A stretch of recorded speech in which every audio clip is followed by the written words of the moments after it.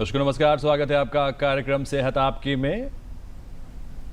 इंसान को धरती पर अपने सारे के सारे पुरुषार्थ पूरे करने के लिए प्रकृति ने 10 इंद्रियां दी हैं, 5 ज्ञानेंद्रियां और 5 कर्मेंद्रियां। 5 ज्ञानेंद्रियों में एक महत्वपूर्ण ज्ञानेंद्रिय है स्पर्शेंद्रिय, जिससे हम स्पर्श का अनुभव करते हैं, जो हमारी संवेदनाओं के लिए बहुत बेहतर तरीके से संवेदनशील होती है। लेकिन अगर वही स्पर्श की इंद्रिय यानी त्वचा अगर रुग्ण हो जाए, कोई समस्या आ जाए, तो बड़ी अजीब स्थिति पैदा हो जाती है। कई बार हमारी जो शरीर की आंतरिक स्थिति होती है, हमारे शरीर के तमाम अंग सही काम कर रहे हैं या नहीं कर रहे हैं, इनका पहला रिफ्लेक्शन हमारी त्वचा देती है। तो आज हमारे कार्यक्रम का विषय भी हमारी त्वचा ही है। आइए नजर डालते हैं आज के विषय पर।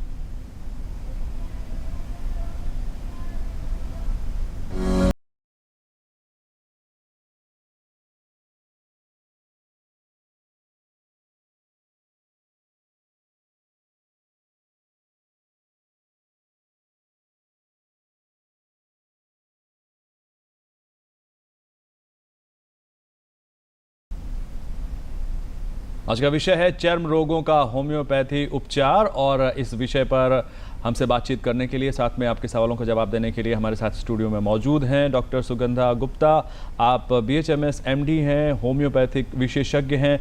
डॉक्टर सुगंधा, बहुत बहुत स्वागत है आपका स्टूडियो में। नमस्कार।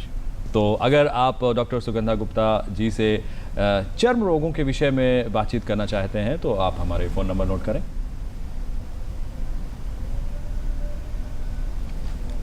हमारे फ़ोन नंबर है 0522401598 और 052222055756। तो जब तक आपकी कॉल हम तक पहुंच रही है, तब तक हम डॉक्टर सुगंधा आपसे बातचीत का सिलसिला शुरू करते हैं। डॉक्टर सुगंधा, सबसे पहले मैं बात आपसे करना चाहूँगा त्वचा पे। एग्जैक्टली ये जो संवेदी अंग है हमारा त्वचा, इसका क्या महत्व है हमारे शरीर में? देखिए, त्वचा जो है वो हमारे शरीर का सबसे ही बड़ा और सबसे महत्वपूर्ण अंग है, और ये बनता है पानी, वसा, प्रोटीन और खनिज पदार्थों से। अच्छा। और इसकी बहुत सारी इंपॉर्टेंस है हमारी बॉडी के लिए, क्योंकि ये बहुत ही बड़ा ऑर्गन है। तो जैसे हमारी बॉडी में कोई सेंसेशन है तो हम उसको त्वचा से ही फील कर सकते हैं। बिल्कुल। जैसे आपने अभी बोला कि सर्दी है, गर्मी है, कहीं चोट लग रही है, कहीं दर्द है, तो उसकी हमें महसूस, जो उसका एहसास होता है वो हमें त्वचा से ही होता है। त्वचा के अन्य भी बहुत कार्य हैं। जैसे त्वचा हमें डिहाइड्रेशन से बचाता है। स्किन में अगर हमारी वाटर की कमी हो रही है, वाटर लॉस हो रहा है, तो त्वचा एक ऐसा कार्य करता है, रेगुलेशन का कार्य करता है, जिससे कि वाटर का बैलेंस जो है वो बॉडी में बना रहता है। अच्छा। दूसरा, त्वचा में ऐसे पिगमेंट्स होते हैं जो सूर्य की रोशनी में आने से रिलीज होते हैं, जिससे विटामिन डी बनती है, और वो विटामिन डी जो होती है वो हमारे शरीर को प्रोटेक्ट करती है या स्ट्रेंथन देती है हमारी बोन्स को, जिससे बॉडी में विटामिन डी की कमी नहीं होती। क्या बात है। मतलब त्वचा हमारे लिए एक बहुत, एक तरह से मास्टर ऑर्गन की तरह काम करती है कि हमारे शरीर में तमाम पोषक तत्वों की कमी ना होने पाए, हमारे शरीर को धूप ज़्यादा ना लगने पाए, और पूरे शरीर का एक तरह से आवरण होती है त्वचा, है ना। अगर त्वचा रुग्ण हो जाती है कभी, मान लीजिए, तो कितने प्रकार के रोग इस त्वचा को ग्रस्त कर सकते हैं? प्रकार तो बहुत हैं, लेकिन जो मेजर डिजीजेज हैं वो मैं आपको बताना चाहूँगी। जैसे एक्ने होता है, एक बहुत ही कॉमन प्रॉब्लम है। यंग एज, जैसे ही एक इंसान व्यक्ति की 17 से 18 साल या 12 साल से किशोरावस्था एग्जैक्टली स्टार्ट होती है, तब से लेके हार्मोन चेंजेस आ जाते हैं बॉडी में, और बॉडी में हार्मोन चेंजेस आते हैं तो एक्ने की प्रॉब्लम आ जाती है। एक्ने के बहुत सारे प्रकार होते हैं, किसी में बॉयल होता है, रेडनेस होती है, पिंपल्स होते हैं, किसी में उसमें पेन भी होता है। उसके बाद अगर हम बात करें तो एक्जिमा, जिसको हम खाद खुजली कहते हैं, या एक स्किन पे बहुत बड़ा एरिया होता है जिसमें एक्जिमा की प्रॉब्लम होने लगती है। सोरियासिस एक बीमारी है जिसमें भी स्किन की स्केलिंग होने लगती है और स्किन को प्रॉब्लम होती है। वार्ट्स एक प्रॉब्लम होती है, मस्से, वार्ट्स यानी मस्से, बिल्कुल, जो अलग अलग भागों में शरीर के हो जाते हैं, उसके लिए भी लोग बहुत परेशान होते हैं। ऐसी बहुत बीमारियां हैं जो स्किन को ग्रसित करती रहती हैं, और स्किन के सिम्टम्स, इसके अकॉर्डिंग स्किन पे सिम्टम्स आते रहते हैं। अच्छा, मतलब ये जितनी भी समस्याएं हैं, अगर ये शरीर में दिखाई पड़ती हैं, स्किन में कहीं भी दिखाई पड़ती हैं, तो समझना चाहिए कि हमारे स्किन सही नहीं है, उसके लिए डॉक्टर की आवश्यकता है। बिल्कुल, जी जैसे उसी में एक है रिंग वर्म है। हाँ। ये भी आजकल लोगों में बहुत कॉमन है। एक तो ये मौसम ऐसा चल रहा है जिसमें नमी बहुत है, हाँ। तो उस नमी की वजह से लोगों में खुजली की बीमारी बहुत हो जाती है, जिसको जी। आम भाषा में लोग कहते हैं कि हमें खुजली हो गई है। जी तो एक पैचेस होते हैं, किसी के मार्जिन्स रेगुलर होती हैं, किसी की इरेगुलर मार्जिन्स होती हैं, रेडनेस होती है, इचिंग होती है, और ये सारी ही बीमारियां हैं जो स्किन को दिखाई पड़ती हैं स्किन में। जी, हमारे एक दर्शक हमारे साथ जुड़ रहे हैं। Hello hello. हाँ नमस्कार सर, मेरा नाम नंद श्री मिश्रा है, बसौली बाराबंकी से। मैं जानना चाहता हूँ जो चर्म रोग है इसके होने के कारण क्या है, इसके लक्षण क्या है, इसके बचाव क्या है, जो हम होम्योपैथी से चर्म रोग को अपने को ठीक कर सकें। कारण जानना चाह रहे हैं नंद स्वरूप मिश्रा जी बिल्कुल जी, बाराबंकी से। बहुत सारे कारण होते हैं, जैसे कि बैक्टीरियल इन्फेक्शन है, वायरसेस हैं, और कुछ अदर फैक्टर्स भी हैं जिसकी वजह से स्किन में बहुत सारे डिजीजेस होते हैं। जैसे अगर मैं बैक्टीरिया की बात करूं तो स्ट्रेप्टोकोकस और स्टेफाइलोकोकस एक बैक्टीरिया है जिनकी वजह से बहुत ज़्यादा प्रॉब्लम होती है स्किन में। हर्पीज़ एक बीमारी है जो उसकी वजह से प्रॉब्लम होती है।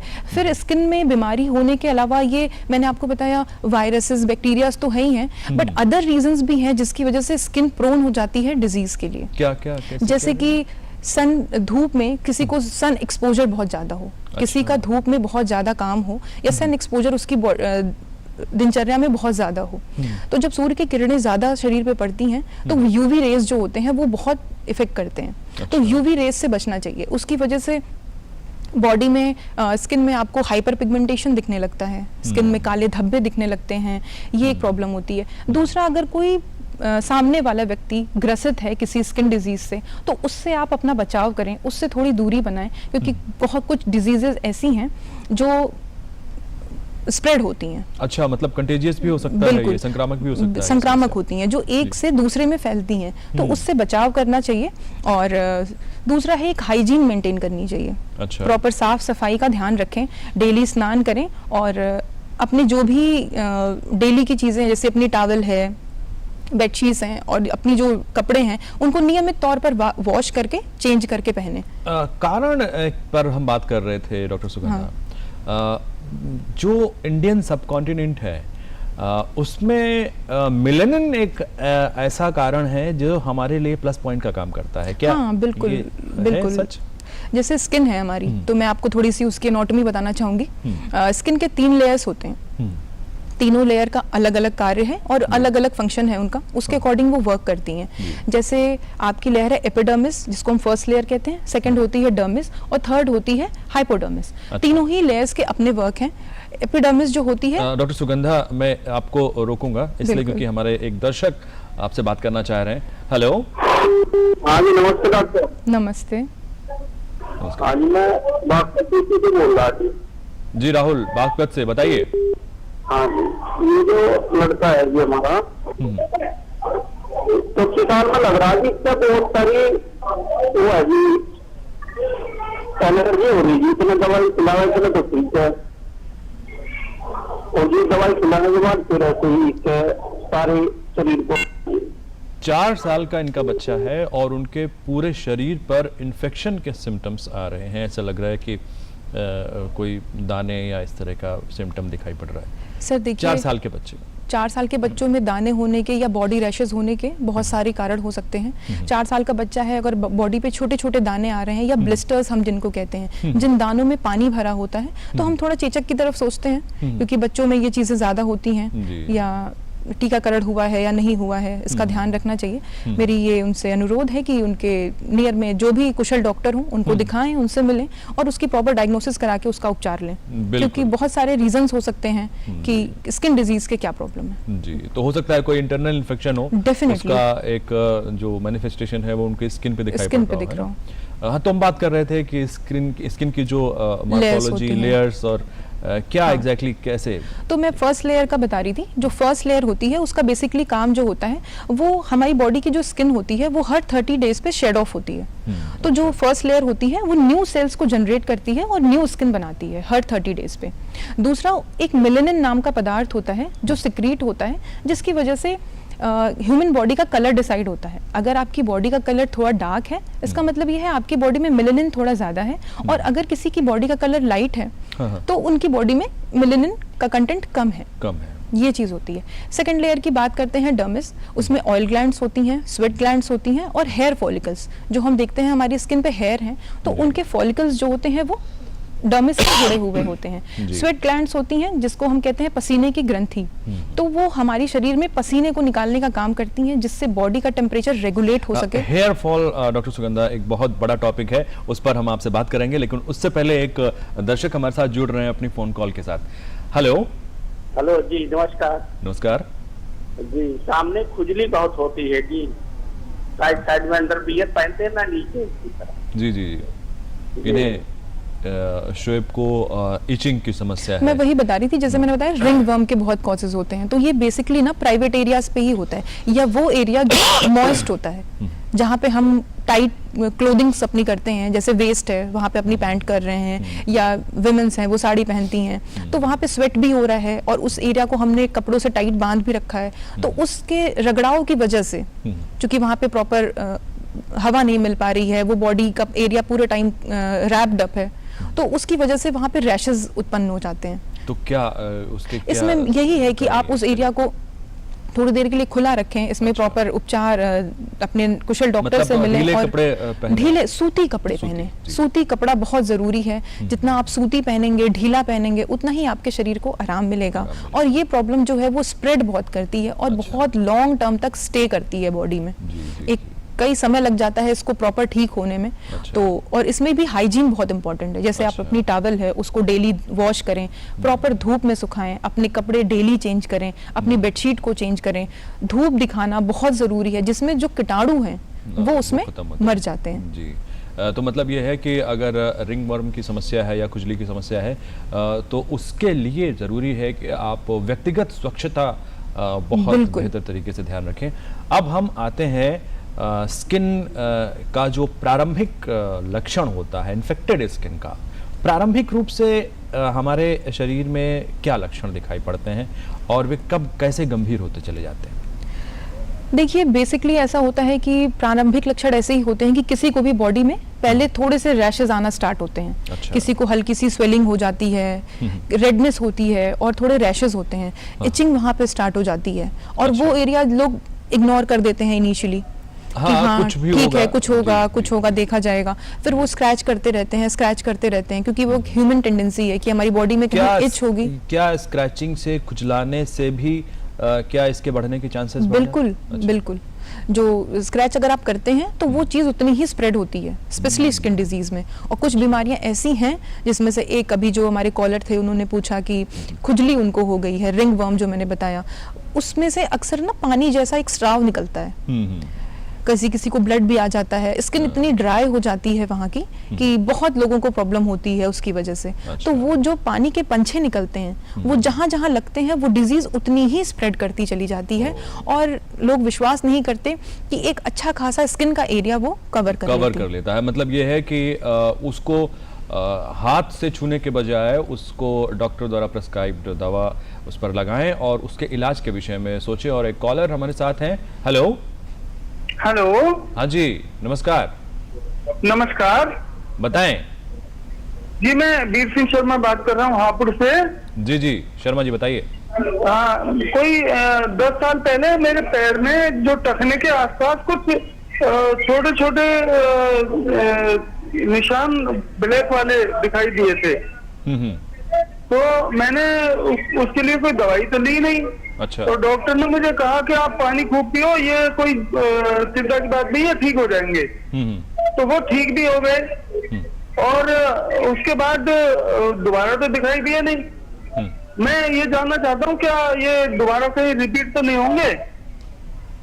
देखिए, ऐसा है कि ये कभी रिपीट नहीं होंगे। आपको चोट लगने की वजह से इन्होंने कहा हुआ था, ऐसा ही कहा कि चोट लगने की वजह से। हाँ, तो चोट लगने की वजह से नहीं, अपने आप से वो काले धब्बे दिखाई पड़े थे और वो ठीक हुए। अच्छा, तो अगर वो काले धब्बे आए थे और वो ठीक हो गए तो वो जरूरी नहीं है कि दोबारा आए, और ऐसा कहा भी नहीं जा सकता कि वो दोबारा नहीं आएंगे। ये डिपेंड करता है कि आपको क्या प्रॉब्लम थी, उसकी क्या डायग्नोसिस हुई और उसका क्या फर्दर प्रोग्नोसिस है जिसकी वजह से ये चीजें हैं। लेकिन जो मैं अभी जैसे ये बात छिड़ गई है तो मैं बताना चाहूंगी कि चोट लगने के बाद अक्सर लोगों के जिस एरिया पे चोट लगता है वहां पे एक ब्लूनेस हो जाती है, एक ब्लू कलर के पैचेस हो जाते हैं, उसको हम इकाइमोसिस कहते हैं। वहां पे बेसिकली ब्लड की क्लॉटिंग हो जाती है। इसका होम्योपैथी में बहुत अच्छा उपचार है। अनटिल अनलेस कि आप कहीं और जाएं और उस पे कुछ लोग घरेलू उपचार बहुत करने लगते हैं जी। तो उसमें परेशान ना हो कि आप वेट करें और होम्योपैथिक उपचार लें, जिसकी वजह से वो प्रॉपर पूरी तरीके से हील हो जाती है और कोई इसमें प्रॉब्लम नहीं होती। आगे होने की संभावना कम हो बिल्कुल जाती भी है। नहीं बिल्कुल होती हम है। आगे भी बात करेंगे, लेकिन उससे पहले ये विज्ञापन।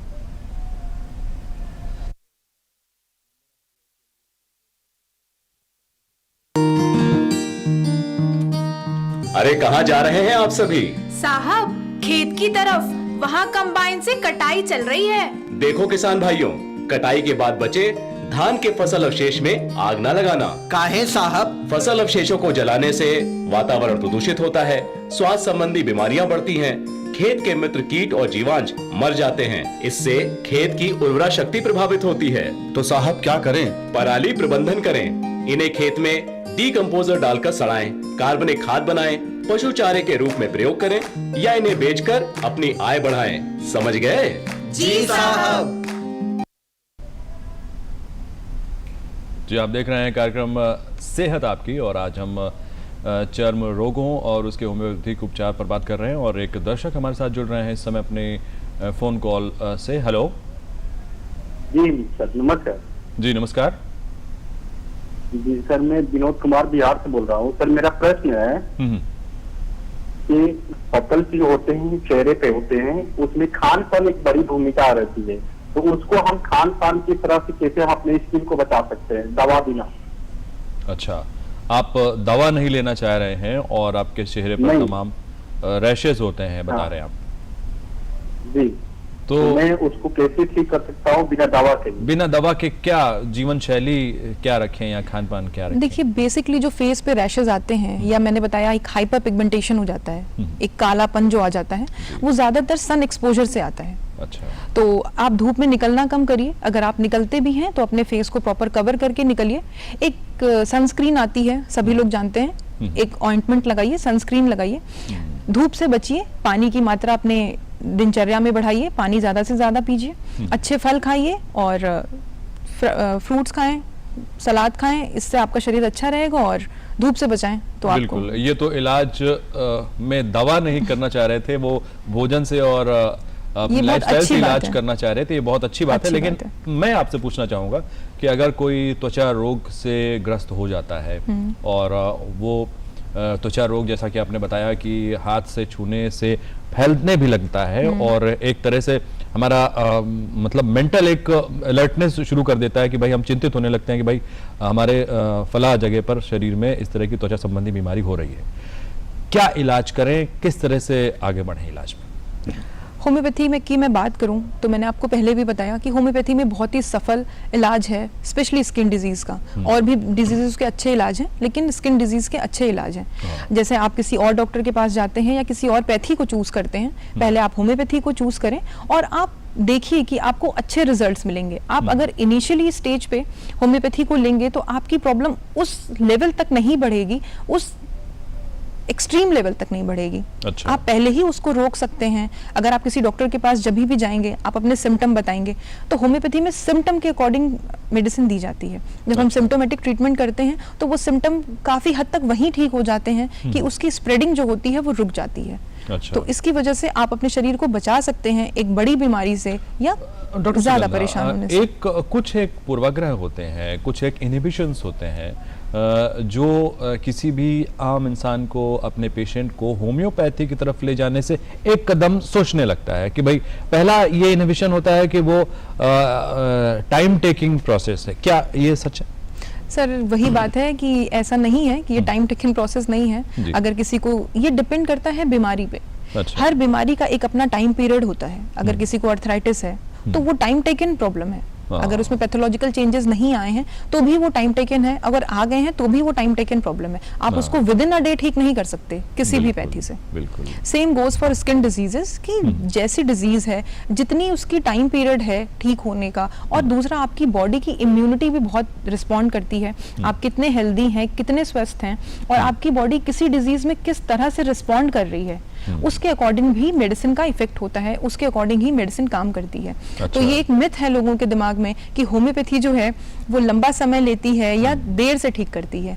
एक और मिथ के बारे में मैं आपसे जानना चाहूंगा कि लोग सोचते हैं कि जब होम्योपैथी की दवाएं हम लेना शुरू कर देंगे तो हमें बहुत सारी चीजें खाने के लिए मनाही हो जाएगी। क्या सच्चाई है?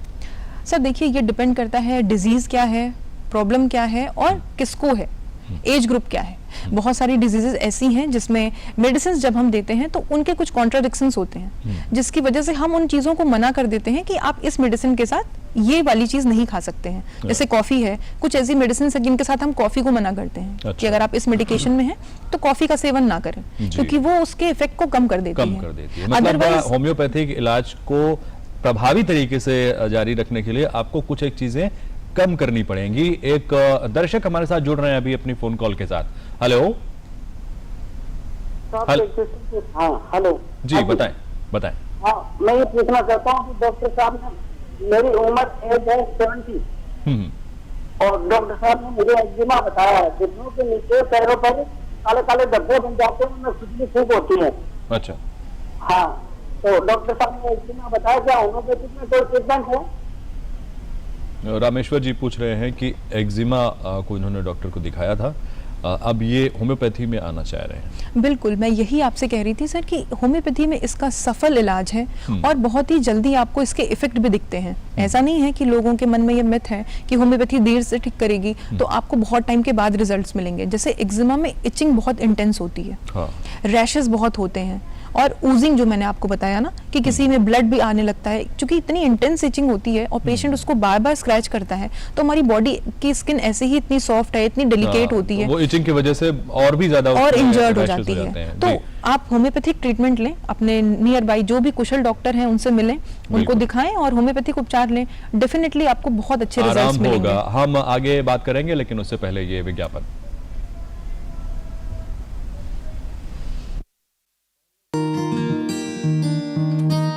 अरे कहाँ जा रहे हैं आप सभी?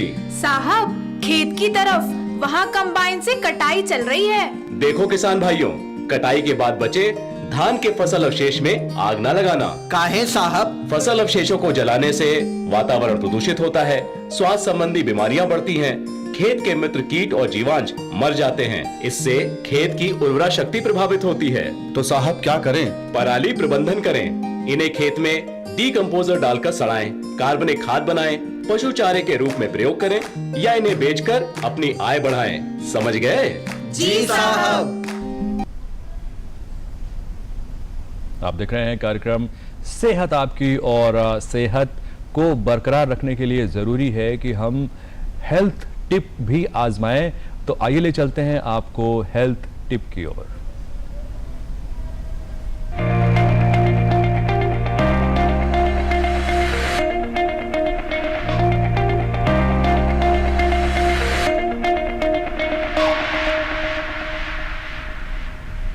और हेल्थ टिप में डॉक्टर सुगंधा, मैं आपसे जानना चाहूँगा कि तमाम पेशेंट्स ने, तमाम सारे दर्शकों ने हमसे बात की कि किस तरह से उनका शरीर चर्म रोगों से ग्रस्त है और उसके इलाज के लिए वो कई बार इंडिसाइसिव हो जाते हैं, कई बार वो बिना दवा के ही इलाज करना चाहते हैं। तो क्या चर्म रोगों से दूर रहने के लिए हम खान पान और दिनचर्या को नियंत्रित कर चर्म रोगों का प्रबंधन कर सकते हैं? बिल्कुल सर, और ऐसा करना भी चाहिए कि हम अपनी डाइट अच्छी करें, हम हेल्दी फूड खाएं। वो कहते हैं ना कि हम जो इंटेक करते हैं वही हमारी बॉडी रिफ्लेक्ट करती है। जैसा हम भोजन करेंगे वैसा ही हमारा शरीर आपको दिखेगा। तो मैं आप सबसे ये कहूंगी कि ज्यादा से ज्यादा पानी पीने की कोशिश करें अपने दिनचर्या में, ज्यादा से ज्यादा पानी पिए। आजकल ल्यूकवार्म वाटर का कल्चर है। हाँ, नॉर्मल पानी या ल्यूकवार्म? नॉर्मल पानी पिए। ल्यूकवार्म कोई एक स्पेसिफिक हो जाता है थोड़ा मोटापा कम करने के लिए, और हम इन चीजों में ज्यादा लोगों को बताते हैं कि आप पीजिए। या फिर थ्रोट इशू है, इन्फेक्शन है, तो उसमें हम ल्यूकवार्म की तरफ जाते हैं। अदरवाइज पानी ही पीना जरूरी है। आप किसी भी फॉर्म में पीजिए, या गर्म पीजिए, नॉर्मल पीजिए, लेकिन पानी का सेवन बढ़ाएं। फल खाएं, हरी सब्जियां खाएं और सलाद खाएं। ऐसे फल खाना चूज करें जिसमें वाटर की क्वांटिटी ज्यादा होती है, जैसे कि तरबूज हम कहते हैं, हाँ। तरबूज है, या और भी रसीले पदार्थ हैं जिनमें पानी की मात्रा सबसे ज़्यादा होती है। जितना हम बॉडी को अपने वाटर देते हैं उतना ही अच्छा हमारी बॉडी रिस्पॉन्ड करती है। दूसरा ये है कि जो आजकल मार्केट में इतने प्रोसेस्ड फूड आने लग गए हैं, या लोग बहुत चाइनीज़ फूड खाने लग गए हैं, ब्रेड्स बहुत खाने लग गए हैं, इन चीज़ों का सेवन कम करें, पैक्ड फूड का सेवन कम करें। बिल्कुल, पैक्ड फूड का सेवन कम करें और साथ में ऐसे फलों का सेवन करें जिनमें वाटर कंटेंट ज़्यादा हो। अगर आप कार्यक्रम संबंधी कोई सुझाव भेजना चाहते हैं तो आप इन माध्यमों से हमें भेज सकते हैं।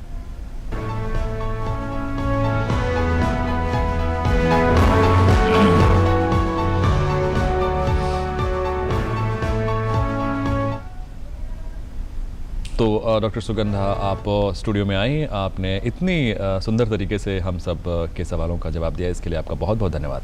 धन्यवाद। तो आज का कार्यक्रम यहीं तक, दीजिए इजाजत, नमस्कार।